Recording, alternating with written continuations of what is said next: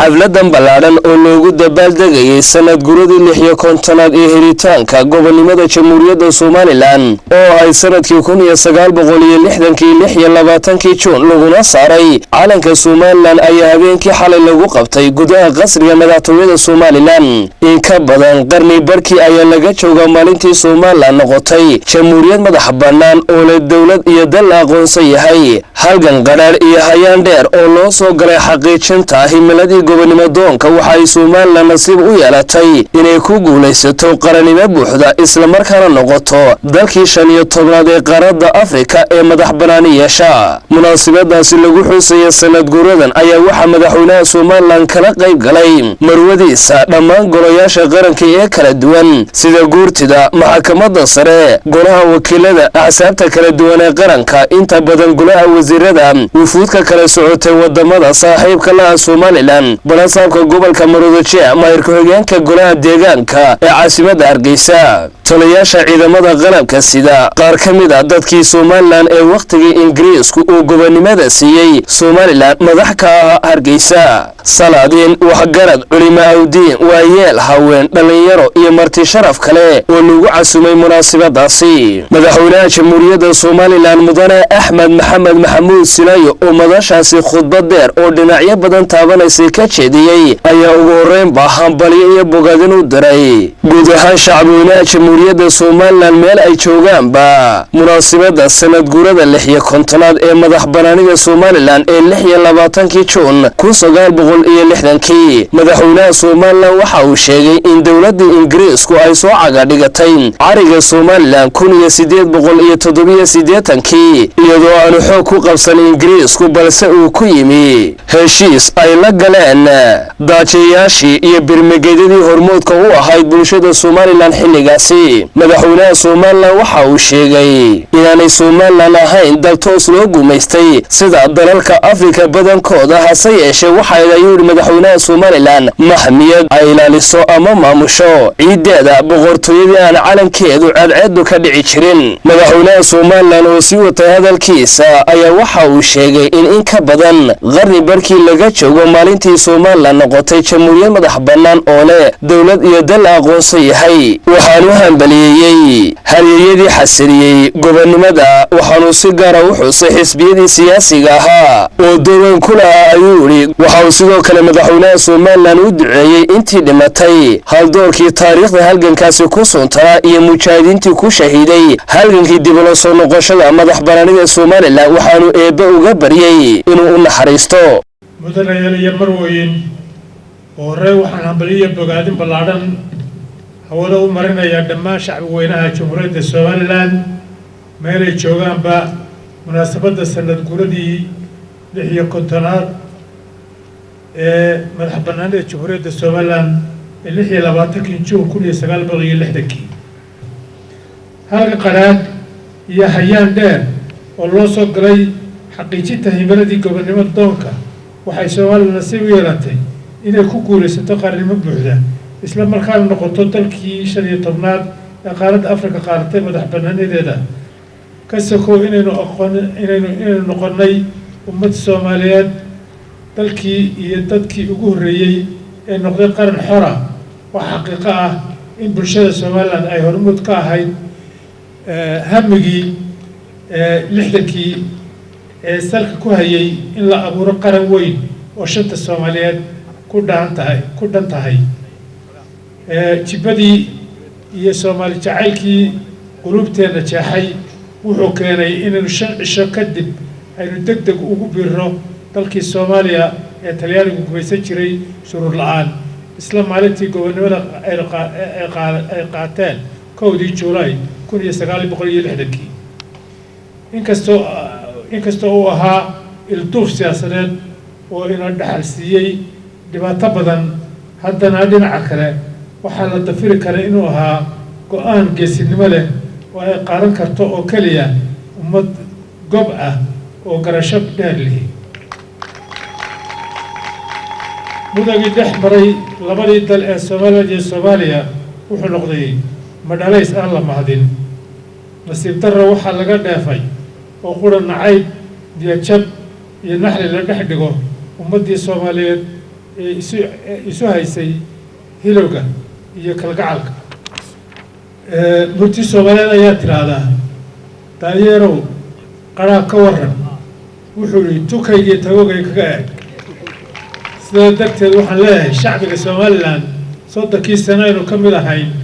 dalweynihii Soomaaliya ma jiro wax faa'iido ah oo aynu ka dhaxleen madaxweynaha jamhuuriyadda Soomaaliland mudane Axmed Maxamed Maxamuud Silaaya ayaa waxa uu xasuusiyay dalka Soomaaliya dalalka midowga Afrika midowga Yurub Mareykanka jaamacadda Carabta ururka Islaamka iyo dhammaanba dalalka ku midoobay jamciyadda qurumaha ka dhaxaysa in Soomaaliland ay tahay qaran madax bannaan waxaan xusuusinayaa dalka aynu ka go'nay ee Soomaaliya dalalka midowga Afrika midowga Yurub Mareykanka jaamacadda Carabta ururka Islaamka iyo dhammaan dalalka ku midoobay jamciyadda qurumaha ka dhaxaysa arrimahaas ku xusan kow Soomaaliland waxay dal gaar ah oo xornimadiisii ka qaatay 26 Juun 1960 dowladda Ingiriiska waxaanu ku biirnay lana midownay 1 Juulaay dalkii Soomaaliya ee Talyaanigu gumaysan jiray laba shacbiga Soomaaliland waxay si cad u diideen Juun 1961 aftidii loo qaaday dastuurkii cusbaa ee loo sameeyay dalkii lagu midoobay ee la magac baxay Jamhuuriyadda Soomaaliya oo haatan meesha ka baxday saddex muddo yar kadib markii shacbiga Soomaaliland garwaaqsadeen inay ku hungoobeen midnimadii waxay saraakiishii ka soo jeeday gobolka waqooyi sameeyeen December 1961 inqilaab dhicisoobay kaasoo ujeedadiisu ahayd inay dib u soo celiyaan xornimadii Soomaaliland ee luntay afar Soomaaliland rubuc qarnigii u dambeeyay kama qayb qaadan shirarkii kala duwanaa ee dib u heshiisiinta Soomaaliya marnaba sidoo kale kama mid noqon nidaamka federaalka iyo galaasha ah ee ay ku midoobeen maamul goboleedyada ka jira Soomaaliya kuwaasoo saxeexay isla markaana ogolaaday heshiisyada iyo axdiga road mapka ay ku dhisan tahay dowladda federaalka Soomaaliya shan Soomaaliland waxay xornimadeedii la soo noqotay 18 May 1990 kadib markii ay salaadiinta garaadada iyo waxgaradka beelaha waqooyiga shir isugu yimaadeen magaalada Burco go'aan mideysana ay ku gaareen inay madaxbannaanadooda dib ula soo noqdaan lix shacbiga Soomaaliland wuxuu bishii May 2001 kalsooni cod buuxa 97% ku taageeray aftidii loo qaaday dastuurkii cusbaa ee Jamhuuriyadda Soomaaliland iyo qadiyadda go'aansitaanka dalka arrimahan waxay daliil cad u yihiin in jiritaanka Jamhuuriyadda Soomaaliland aanay ahayn wax ku dhisan riyo iyo dhalanteed balse ay tahay mid ka tarjumaysa xaqiiqada dhabta ah iyo go'aanka shacbigani qaatay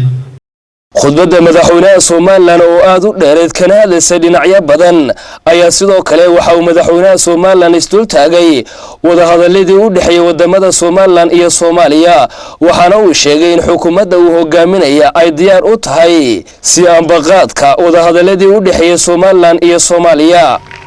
wadahadaladii Soomaaliland iyo Soomaaliya mudane marwey xukuumadda aan madaxda ka ahay waxay diyaar u tahay ambaqaadka iyo sii wadista hadallada Soomaaliya iyo Soomaaliya haddaba si looga gaaro wadahadallada labada dal u dhaxeeya natiijo wax ku ool ah waxaa ku baaqayaa in gogasha la balaadhiyo oo dalal isla garteen ay goobjo ka noqdaan dhinaca kale waxaan soo dhaweynayaa dadaalada beesha caalamka ugu jirto sidii Soomaaliya nabad loogu soo dabaali lahaa isla markaana dawlad loogu dhisi lahaa dabayaaqada sanadkan 2016 hase yeeshee waxaan dunida u cadeynaynaa in Soomaaliland tahay dal madax bannaan oo aan ka mid ahayn maamul goboleedyada ku midoobay nidaamka federaalka mar labaad waxaan ku celinayaa Jamhuuriyadda Soomaaliland ma mateli karaan shakhsiyaad darasayaal oo Muqdisho looga cubtay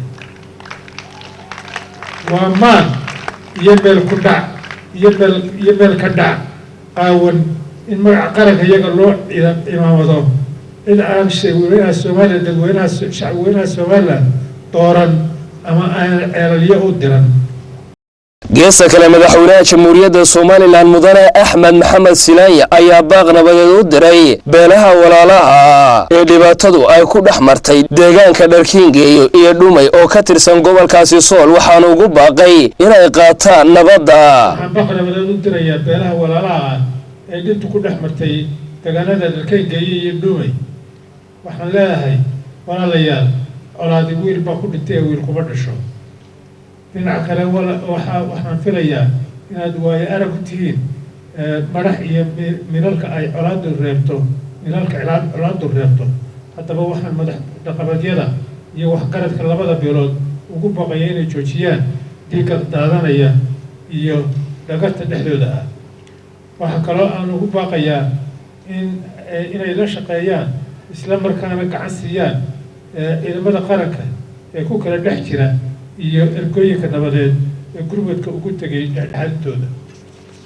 ugu dambeyntii madaxweynaha Soomaaliland ayaa waxa ugu baaqay shacabka Soomaaliland inay meel uga soo wada jeedaan difaacidda qarannimadooda adkeynta midnimadooda iyo ilaalinta amniga guud ee qaranka Soomaaliland ugu dambeyn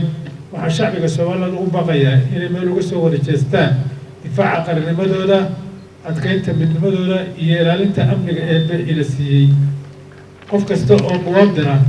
waxaa waajib ku ah inuu gacan siiyo hay'adaha amniga qaranka u xilsaaran har iyo habeen ee u adeegaya ilaalinta danaha guud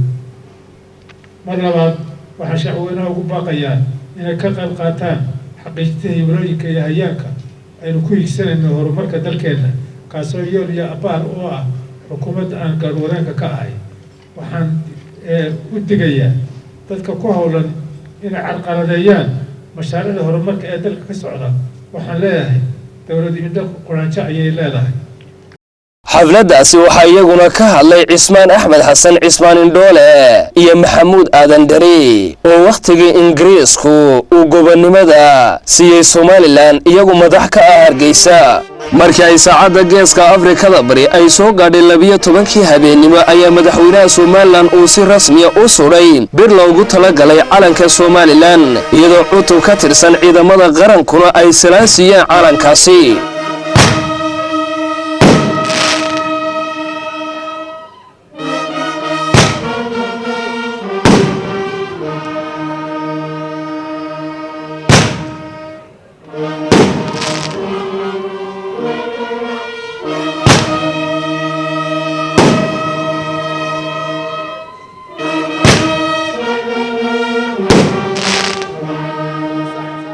أحمد سكي داير حسن iyo Cabdilaahi Cali Suudi telefishanka qaranka Soomaaliland qasriga madaxtooyada Soomaaliland ee Hargeysa